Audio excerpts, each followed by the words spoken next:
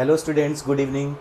My self Ramji Katiyar, I am your physics faculty. आज हम लोग फिर से एक चैप्टर लेकर आए हैं, करंट इलेक्ट्रिसिटी, और उसमें से हम लोग एक नया टॉपिक स्टार्ट करेंगे आज, जिसका नाम है व्हीटस्टोन ब्रिज। तो फिर बिना टाइम वेस्ट करते हुए हम लोग स्टार्ट करते हैं टॉपिक व्हीटस्टोन ब्रिज। चलिए देखते हैं व्हीटस्टोन ब्रिज। सबसे पहले ये है क्या? ये एक्चुअली एक सर्किट का नाम है व्हीटस्टोन ब्रिज।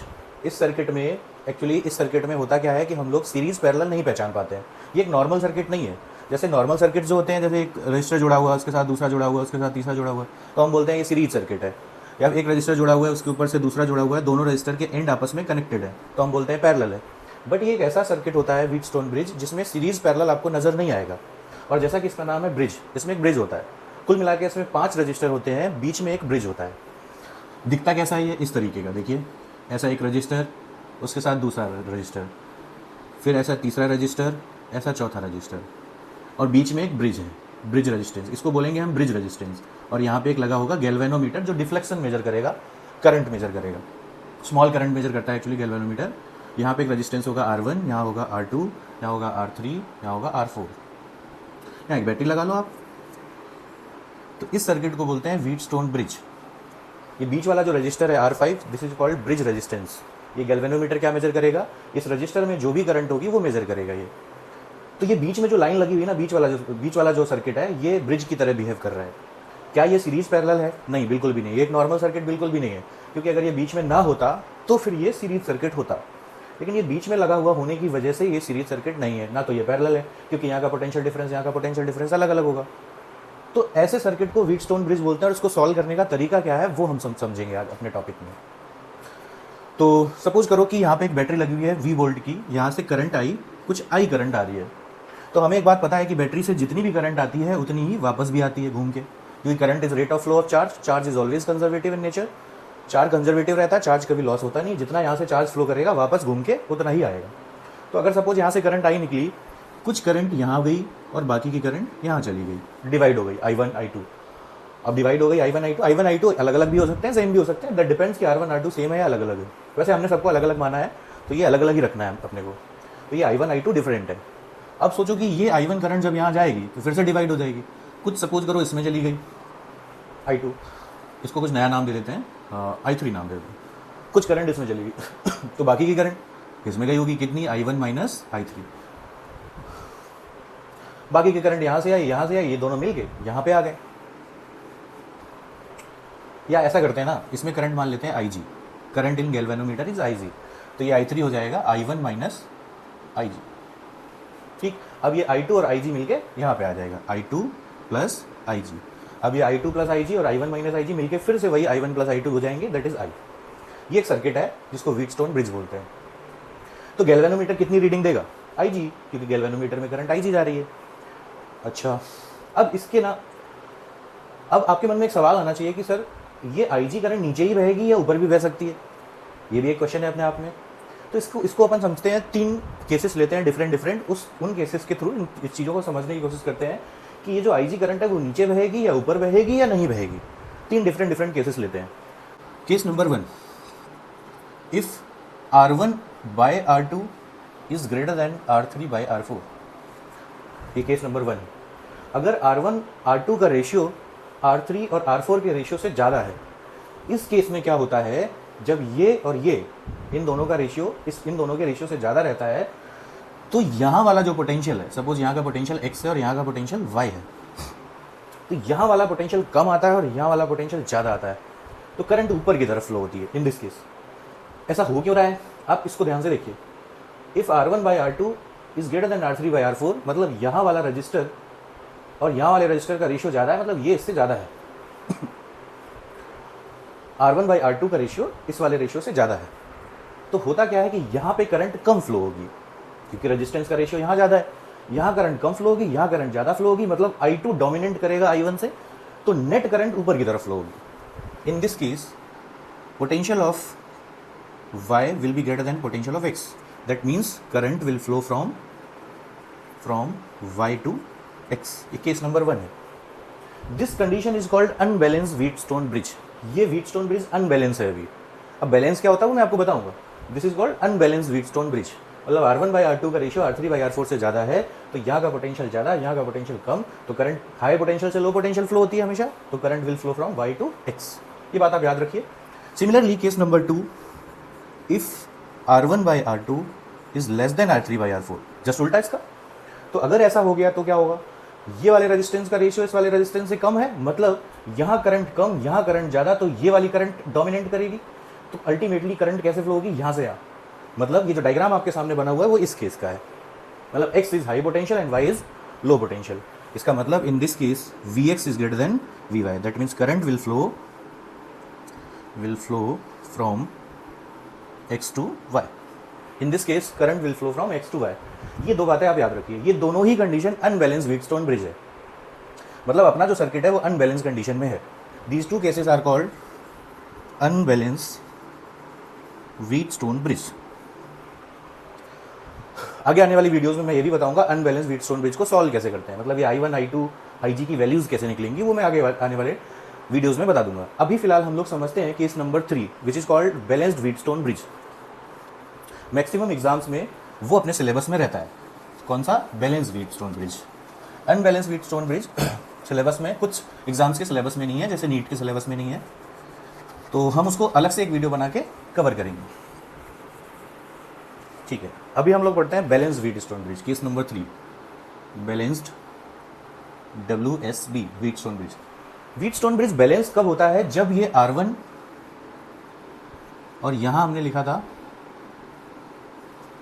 कुछ भी लिख लो, R1 R2 लिख लो, या R3 लिख लो, या R4 लिख लो, और बीच में R5 ये गैल्वेनोमीटर, इस तरीके का सर्किट। ये सर्किट बैलेंस तब होगा जब R1 R2 का रेशियो और R3 R4 का रेशियो बराबर हो जाता है। एक ऐसी कंडीशन जिस कंडीशन में ये रेशियो इक्वल हो जाता है, उस कंडीशन को बोलते हैं बैलेंस्ड व्हीटस्टोन ब्रिज। कुछ वैल्यूज होंगी इनकी, डिवाइड करने पे बराबर आ रहा होगा, और you can say multiplication of R1 R4 and R2 R3 is equal. मतलब इसका मल्टीप्लाई इसके साथ, इसका मल्टीप्लाई इसके साथ, क्रॉस मल्टीप्लीकेशन। अगर ऐसा हो जाए तो वो सर्किट कैसा होता है? Balanced Wheatstone bridge. ऐसा हो जाए तो ऐसा हो जाने से होता क्या है? क्या कुछ खास बात होती है ऐसा होने से? हाँ, बिल्कुल होती है। जब ऐसा हो जाता है तो यहाँ गैल्वेनोमीटर में जो करंट है वो फ्लो ही नहीं होती है, मतलब IG की वैल्यू 0 हो जाती है। कैसे? करंट क्यों नहीं फ्लो होती? चेक करके देख लेते हैं, उल्टा एज्यूम करके देखते हैं। सपोज कर लो कि IG की वैल्यू 0 है, लेट्स कंसीडर IG इज 0। अगर ये कंडीशन आ गई ऐसा करने से तो हम समझ जाएंगे बिल्कुल सही जा रहे हैं हम लोग। अगर IG की वैल्यू 0 आपने मान ली तो इसका क्या मतलब हुआ? इसमें करंट नहीं फ्लो हो रही है, दैट मीन्स यहाँ का पोटेंशियल और यहाँ का पोटेंशियल सेम है, तभी तो करंट फ्लो नहीं हो रही। रेजिस्टेंस है, करंट फ्लो नहीं हो रही है, इसका मतलब पोटेंशियल डिफरेंस 0 है। According to Ohm's law V equal to IR। R तो है, रेजिस्टेंस तो है, लेकिन करंट नहीं है, इसका मतलब पोटेंशियल डिफरेंस नहीं है। यहाँ का पोटेंशियल सेम है। तो अगर ऐसा हो गया तो ऐसा हो जाएगा भाई, यहाँ का पोटेंशियल सेम हो जाएगा। अच्छा, यहाँ का पोटेंशियल सपोज कर लेते हैं कुछ भी A है, तो ध्यान से देखो, तो इस रजिस्टर के अक्रॉस और इस रजिस्टर के across potential difference is same, A minus x. मतलब यहाँ का पोटेंशियल डिफरेंस कितना होगा? सपोज करो यहाँ करंट है I1, तो अगर इसमें कोई करंट जा ही नहीं रही है तो पूरी की पूरी करंट कहाँ से पास कर जाएगी? यहाँ से, मतलब जो करंट इसमें वही करंट इसमें। अच्छा, अगर यहाँ करंट I2 है तो क्या यहाँ भी करंट I2 होगी? क्योंकि यहाँ बीच में तो कोई करंट ही नहीं है। मतलब वो क्या रहा है, देखो, I1 R1 is equal to I2 R2। ये मैंने क्या किया? ये मैंने पोटेंशियल डिफरेंस इक्वल कर लिया, क्योंकि इस रजिस्टर के दोनों तरफ पोटेंशियल डिफरेंस है VA माइनस VX, इसके दोनों तरफ VA माइनस VX। तो इसका मतलब, और पोटेंशियल डिफरेंस को निकालते कैसे हैं? करंट इंटू रेजिस्टेंस, करंट है into resistance, current into resistance, equate कर लिया। That means I1 by I2 is equal to R2 by R1। Correct. From here VA minus VX को हमने इक्वेट करा, तो ये आंसर है। सिमिलरली अगर मैं VX और B को रिप्लेस इक्वेट करता पोटेंशियल को, तो VX minus VB will be I1 R3। क्या similarly VX minus VB will be I2 R4। That means I1 by I2 equal to R4 by R3। Equation 1, equation 2। इन दोनों equation को ध्यान से देखो तो लेफ्ट साइड में I1 बाई I2 लिखा हुआ है और राइट साइड में ये टर्म्स लिखे हुए हैं। इसका मतलब लेफ्ट बराबर तो राइट भी बराबर। दैट मीन्स ये वाली चीज इसके बराबर। R2 by R1 is equal to R4 by R3। क्या ये बिल्कुल वही कहानी आ गई जो मैंने अभी बताई थी? ये देखिए, इसका मतलब जो भी पढ़ा हम लोगों ने एकदम सही है। कि बैलेंस व्हीटस्टोन ब्रिज की कंडीशन में गैल्वेनोमीटर में करंट जीरो हो जाती है और बैलेंस व्हीटस्टोन ब्रिज की कंडीशन में रेजिस्टेंस का क्रॉस मल्टीप्लाई करने पर इक्वल आता है। और यू कैन से रेजिस्टेंस का रेशियो R1/R2 R3/R4 इक्वल आ जाता है। देखो प्रूव करके आपको दिखाया। This is called balance Wheatstone bridge. तो अगर इसमें करंट जीरो हो जाए तो हम ऐसे सॉल्व कर लेंगे। ये कंडीशन अगर सेटिस्फाई हो गई तो इसमें करंट जीरो हो जाएगी, और अगर इसमें करंट जीरो हो जाएगी तो this will act like open circuit, क्योंकि यहाँ कोई करंट ही नहीं जा रही। अगर यहाँ कोई करंट नहीं जा रही है तो इस पूरे सर्किट को हम कैसे हम इक्विवेलेंट सर्किट कैसे बनाएंगे इसका?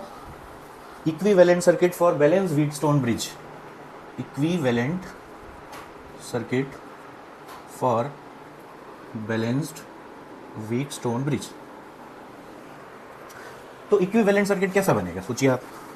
अगर इसमें करंट जीरो हो गई तो इसका मतलब ये जो ब्रिज रेजिस्टेंस है इसको आप क्या करेंगे? हटा देंगे, और यू कैन से इसको ओपन कर देंगे क्योंकि इसमें करंट ही नहीं आ रही। इसका मतलब ये सर्किट कुछ ऐसा बन जाएगा, ऐसा देखिए ये बन गया, और बीच वाला कहाँ गया? हटा दिया, उसमें करंट ही नहीं आ रही, ओपन सर्किट, ओपन कर दिया बीच से। तो हम हमारे काम के रेजिस्टेंस कौन कौन से? ये और ये, बस हमारे काम के रेजिस्टेंस यही है। अब आपसे जो भी सवाल पूछा जाएगा हम तुरंत बता देंगे। जैसे आपसे पूछा जाएगा बताइए इसमें इक्विवेलेंट रेजिस्टेंस कितना है, तो हम बोलेंगे ये और ये सीरीज में है, ये और ये सीरीज में है। सीरीज में रेजिस्टेंस को डायरेक्ट जोड़ते हैं, तो इसको इसके साथ जोड़ेंगे तो R1 + R3, इसको इसके साथ जोड़ेंगे तो R2 + R4। Now circuit will look like this, R1 + R3 and R2 + R4। Circuit ऐसा बन गया। नो, अब ये और ये किसमें है? पैरेलल में है। तो पैरेलल में कैसे जोड़ते हैं? R1 R2 by R1 + R2। मतलब इसका आंसर क्या होगा? R equivalent will be R1 × R2 by R1 + R2। ये इसका इक्विवेलेंट रेजिस्टेंस हो गया। आपसे पूछा जाए कि बताइए इसमें करंट कितनी है, तो current will be V/R equivalent. जो आपने यहाँ से निकाला है वो यहाँ पुट कर दीजिए, करंट फ्लो थ्रू बैटरी आ जाएगी। आपसे पूछा जाए इसमें करंट कितनी है, I1, तो I1 will B V/R1 + R3। अब आप सोच रहे होंगे सर V इसमें क्यों लिखा मैंने? अरे ये सर्किट और ये वाला रजिस्टर दोनों कैसे हैं? पैरेलल में, और पैरेलल में क्या होता है? पोटेंशियल डिफरेंस सेम रहता है। तो जो बैटरी का पोटेंशियल डिफरेंस है वही इसका। तो अगर यहाँ पोटेंशियल डिफरेंस V है तो करंट क्या होगी? V/R1 + R3। यहाँ करंट क्या होगी? V/R2 + R4। आपसे पूछा जाए यहाँ करंट कितनी है, I2 will be V/R2 + R4। देखो हम लोगों ने सारे आंसर बता दिए। करंट फ्लो थ्रू बैटरी ये रहा,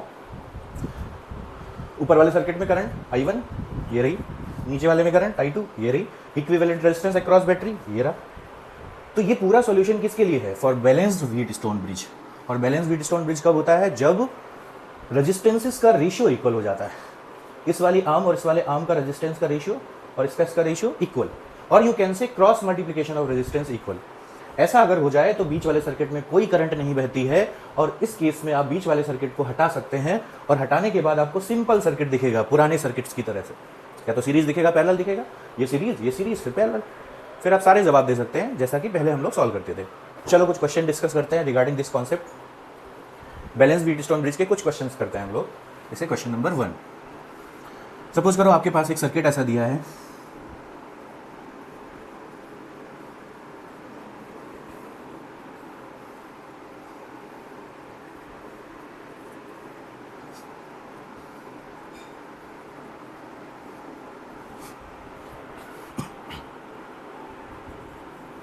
ये आपके सामने एक क्वेश्चन दिया हुआ है।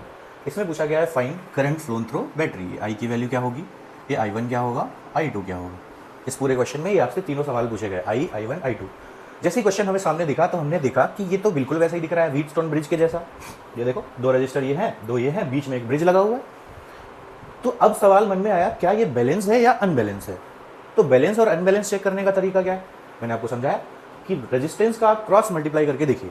मतलब इस 4 का इस 3 में मल्टीप्लाई किया तो कितना आया? 12। 6 का 2 में मल्टीप्लाई किया कितना आया? 12। मतलब इनका क्रॉस मल्टीप्लिकेशन करने पर बराबर आ रहा है। हम समझ गए ये कैसा है, ये बैलेंस व्हीटस्टोन ब्रिज है। 4 × 3 = 2 × 6। मतलब ये क्या है, ये बैलेंस है। व्हीटस्टोन ब्रिज तो है ही है, उसके साथ साथ कौन सा वाला है, ये बैलेंस व्हीटस्टोन ब्रिज का सवाल है। तो इसका मतलब क्या हुआ, मैंने आपको समझाया था, अगर बैलेंस व्हीटस्टोन ब्रिज हो जाएगा तो यहाँ पे करंट क्या हो जाएगी? 0। मतलब ये वाला रजिस्टर किसी भी काम का नहीं है, इसको आप हटा सकते हैं और अपना सर्किट सिंपल कर सकते हैं। बीच वाले को हटा दीजिए, आपका सवाल बिल्कुल आसान हो गया। सीरीज पैरेलल अब आपको सामने से दिखेंगे। पहले आपको सीरीज पैरेलल नहीं समझ आ रहे थे क्योंकि कोई भी सीरीज और कोई भी पैरेलल में नहीं थे, अब है। अब देखो ये 6 और ये 4 सीरीज में है, ये 3 और ये 2 सीरीज में है, तो 6 और 4 को डायरेक्ट जोड़ लो 10, 3 और 2 को डायरेक्ट जोड़ लो 5, तो 10 into 5 by 10 plus 5 will be equivalent resistance, यानी कि 15 बाय 50 बाय 15, 5 से कट कर दो, 10 by 3, equivalent resistance will be 10 by 3 ohm. मिल गया इक्विवेलेंट रेजिस्टेंस। आपसे क्या पूछा है, current flown through battery, current कैसे निकलेगी, V by 15 by R equivalent, R equivalent क्या है 10 बाई 3 तो कितना आ जाएगा 4.5 एम्पियर। आपसे क्या पूछा है, I1 क्या है, I1 क्या होगा, I1 will be V by 15 by 4 plus 6, 4 plus 6 1.5 ampere. भाई इस जगह का पोटेंशियल डिफरेंस तो 15 ही होगा, इस जगह का पोटेंशियल डिफरेंस जो बैटरी का है वही इस जगह का, तो इस जगह का पोटेंशियल डिफरेंस अगर आपको पता है तो यहाँ पे करंट कैसे निकालोगे, potential difference divided by resistance. अब ये दोनों सीरीज में है तो नीचे ऐड करोगे ना 1.5 एम्पियर, तो इसमें 1.5 एम्पियर करंट चली गई, बैटरी से कितनी आई थी 4.5 एम्पियर, इसमें कितनी चली गई 1.5 एम्पियर, बाकी की बची हुई इसमें चली जाएगी और क्या, तो इसमें कितनी जाएगी 3 एम्पियर। चाहो तो आप निकाल के देख लो, I equal to 15 by 2 plus 3, 15 by 5 3 ampere.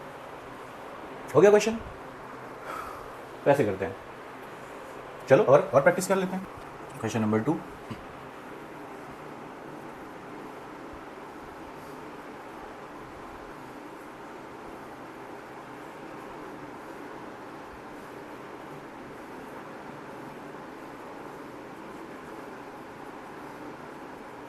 ये क्वेश्चन आपके सामने लिखा हुआ है। अब इसमें पूछा गया है find equivalent resistance between A and B।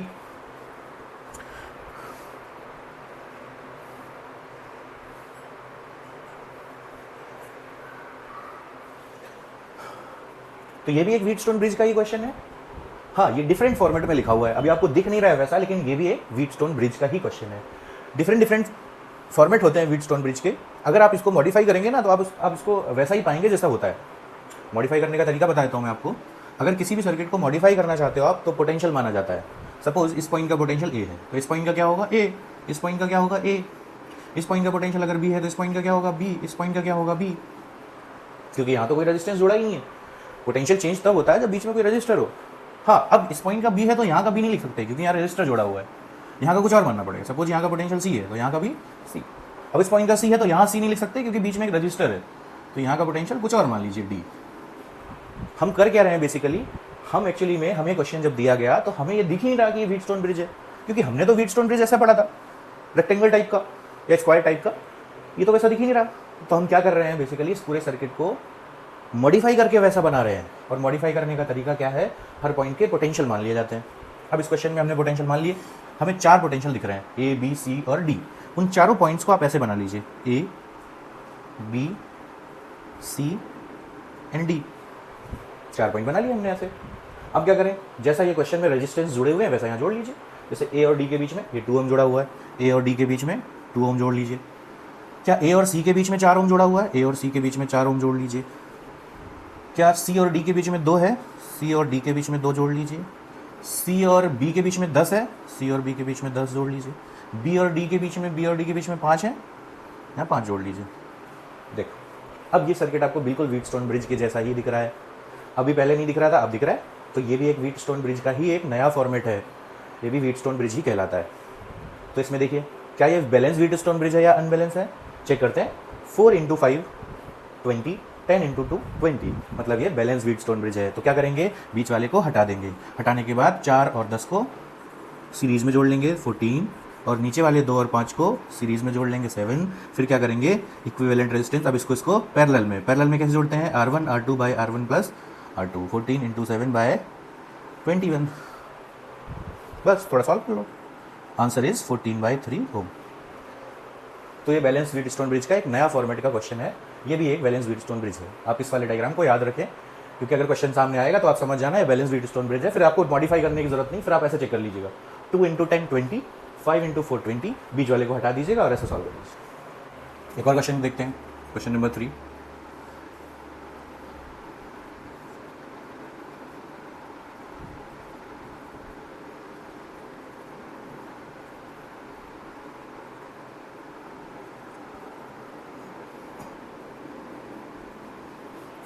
ये क्वेश्चन आपके सामने लिखा हुआ है, ये सारे रजिस्टर R हैं पूछा गया है find out equivalent resistance between A and B. क्या ये भी व्हीटस्टोन ब्रिज ही है? हाँ बिल्कुल, ये व्हीटस्टोन ब्रिज का एक नया फॉर्मेट है। अगर आप इसको मॉडिफाई करके बनाएंगे तो बिल्कुल वैसा ही दिखेगा, एग्जैक्टली जैसा मैंने आपको पढ़ाया।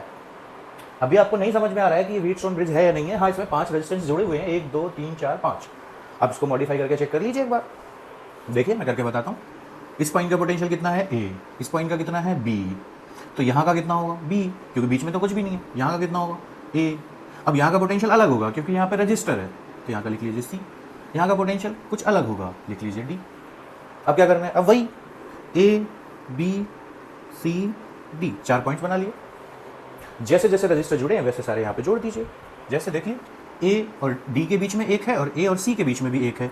A और C के बीच में भी लगा लीजिए, A और D के बीच में भी लगा लीजिए। फिर आगे देखिए C और B के बीच में, C और D के बीच में, C और B के बीच में, C और D के बीच में। एक और बचा D और B के बीच में।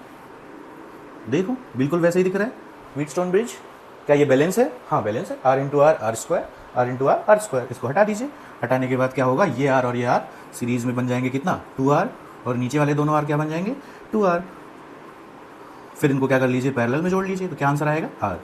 2R into 2R by 2R plus 2R, that will be R। तो व्हीटस्टोन ब्रिज का एक नया फॉर्मेट ये भी है। तो ये आपको मैंने 3 व्हीटस्टोन ब्रिज के अलग अलग फॉर्मेट समझाए। तो कभी कभी ये आपको वैसा व्हीटस्टोन ब्रिज के जैसा नहीं दिखता है, तो आप मॉडिफाई करके बना लीजिएगा तो आपको दिखने लगता है। ये एक नया न्यूमेरिकल था व्हीटस्टोन ब्रिज।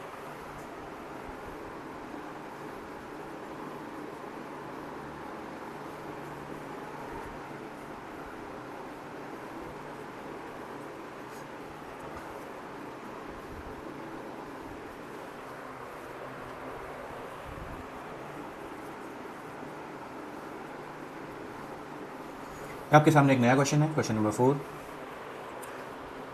इसमें भी वही पूछा गया आपसे, find out equivalent resistance between A and B. क्या ये व्हीटस्टोन ब्रिज है?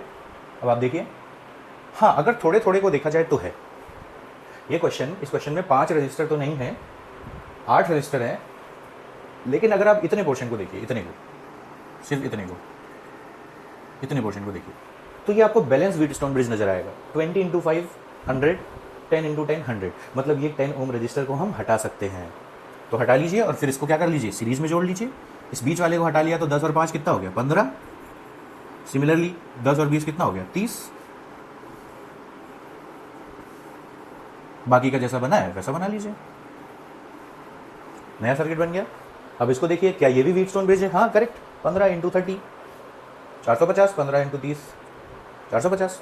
तो इस 20 वाले को फिर से हटा लीजिए, तो 15 और 15 क्या हो जाएंगे 30, और नीचे वाले 30 और 30 60। इनको पैरेलल में जोड़ लीजिए, तो आंसर विल बी 20 ओम।